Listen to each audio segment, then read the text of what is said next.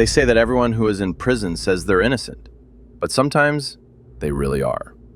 Today, I'm going to share with you an incredible case where this really was true. It is a story that began with a celebration and ended with two men fighting for their lives from inside a prison cell, while a predator remained free on the streets of Milton Keynes. This is the story of Rachel Manning and the two men the law tried to break. It began in December 2000. 48-year-old Keith Hyatt had been out with friends in Tring, Hertfordshire. He was fast asleep in the early hours of the morning when he was awoken by a call from his friend, Barry White, not the singer, just a local lad. Barry was asking if Keith could pick him up from a nightclub. Barry had been out with his girlfriend, 19-year-old Rachel Manning. They had attended a 1970s-themed fancy dress party in a bar above the Milton Keynes bus station to celebrate Barry's mother's birthday. But as the night wore on, the festive mood soured. Outside the venue, Barry got into a row with a couple of young men. Rachel, trying to keep the peace, intervened to stop the altercation. In the heat of the moment, she and Barry had some words. It was the kind of minor disagreement you might expect after a few drinks for a young couple, nothing unusual, or so it seemed. But Barry had work in the morning. Frustrated and wanting to end the night, he told Rachel he was going to head to Keith's, who would give him a lift home. He told her to go back inside and get a taxi. It was a split-second decision that would change everything. Keith headed over to the center of Milton Keynes and picked up Barry soon after. At 2:43 a.m., the silence was broken by a call from a public phone box. It was Rachel. She was lost, she was cold, and she needed to get home.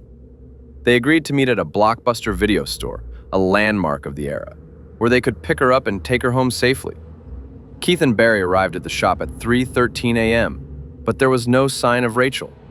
The streets were empty, the orange glow of the streetlights reflecting off the pavement. Despite waiting and driving around the nearby blocks, Rachel didn't appear. Increasingly concerned, Keith drove Barry around, searching the area until after 5 a.m. Finally, exhausted and assuming Rachel must have sought refuge with one of her local friends, they decided to call it a night. The next day, the concern turned into panic. Barry kept trying Rachel's number, but there was no reply. He popped into the shop where she worked, but his heart sank when they told him she hadn't arrived for her shift. That was when he called the police to report her missing. Keith stayed in touch with Barry over the following days, both of them waiting for news. But on December 12th, the search ended in horror.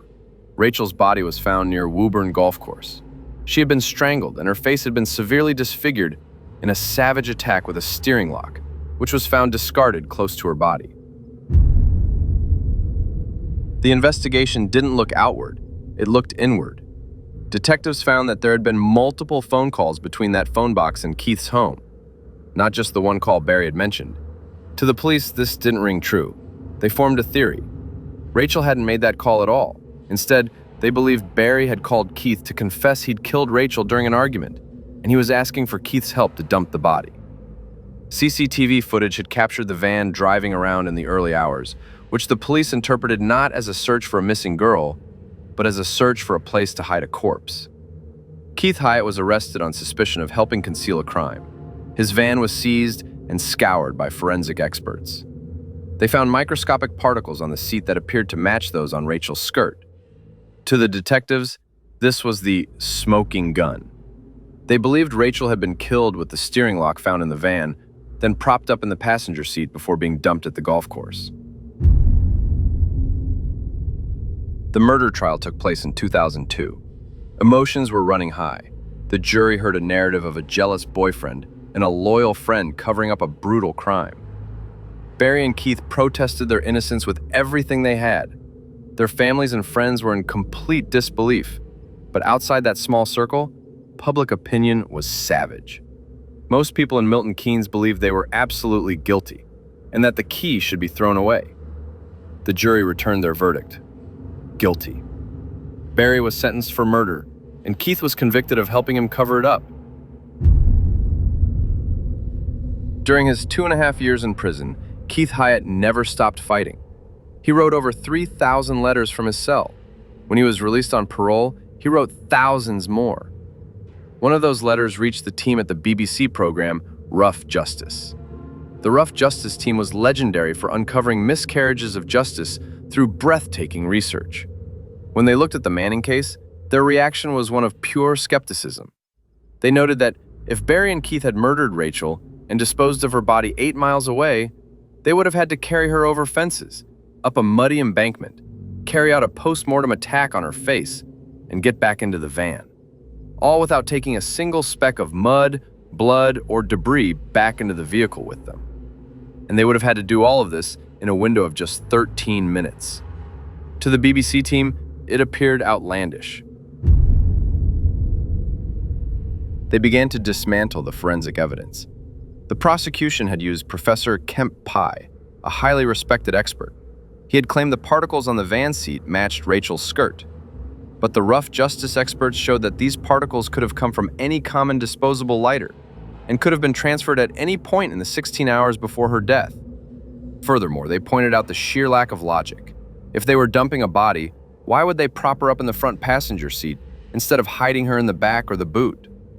As DNA technology advanced, a single hair found on the steering lock was re-examined. It didn't belong to Keith. It didn't belong to Barry. In 2007, the Court of Appeal finally quashed both men's convictions. Barry faced a retrial a year later and was finally cleared. Barry White walked free, but he was a shell of the man he once was. He spoke of the life he should have had. "I was going to ask her to marry me on Christmas Day," he said. "I'd bought the ring. You never know, if she'd been here today, we might still be married and have 2 lovely kids. It's just a question now." The case remained cold until 2010. Shahidul Ahmed, a father of 5 and a waiter, was arrested for a sexual assault on a student in Luton. He had posed as a taxi driver. A quick-thinking lorry driver had noted his plate, leading to his arrest. When his DNA was taken, it provided a 100% match to the hair on the steering lock used to kill Rachel Manning. Ahmed tried to claim he might have owned the steering lock in the past through a car auction, but the evidence was overwhelming. He had sold his car just 8 days after the murder. In 2013, a jury returned a unanimous guilty verdict. As Ahmed was sentenced to life, cheers rang out in the gallery. But for Barry White, it was not the end. During the process, Rachel's family released a statement stating that they still believed Barry was to blame for abandoning her that night. "We believe Rachel would still be with us today if her boyfriend had not left her alone." A 2022 interview showed that Barry never managed to return to a normal life. He suffers from PTSD and is unable to work. One night and one miscarriage of justice destroyed his life, just as effectively as the prison walls. Sometimes a detective goes after someone based on a hunch, and when you add a weak defense to that, irreparable mistakes happen. Like I said at the beginning, almost everyone in prison says they're innocent, and sometimes they're right. Until next time. For now, cheerio.